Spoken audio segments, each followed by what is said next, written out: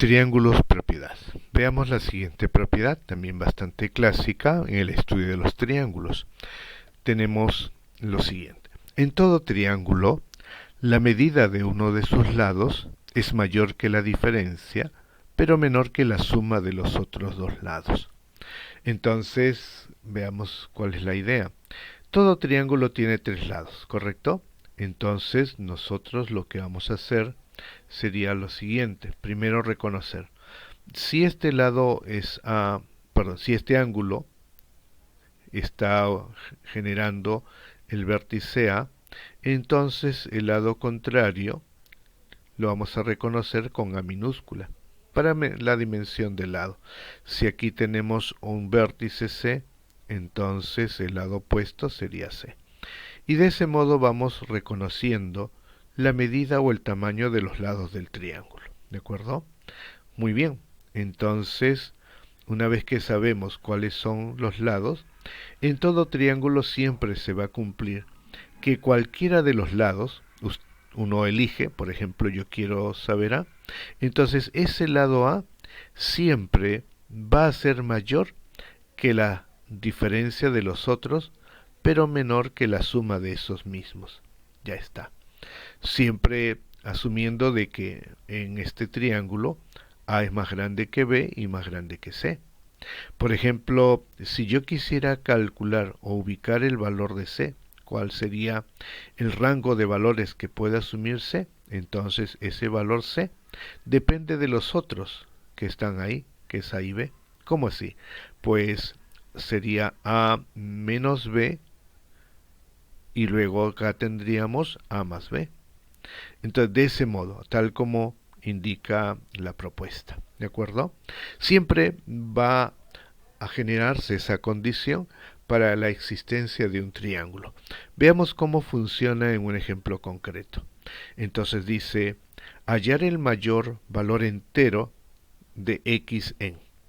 ¿Y por qué el valor entero? Porque puede también asumir valores decimales, pero se complica el tema ya que en el campo de los números reales existen infinitos valores y entonces tendríamos infinitas respuestas. Aquí intentaremos buscar solamente los que cumplen la condición del entero, ¿de acuerdo? Entonces para ello, yo cómo hago para averiguar cuál puede ser el tamaño de este lado. Yo quisiera saber, ¿y para qué es necesario saber? Para saber si el triángulo existe, ¿de acuerdo? Entonces, aplico la propiedad.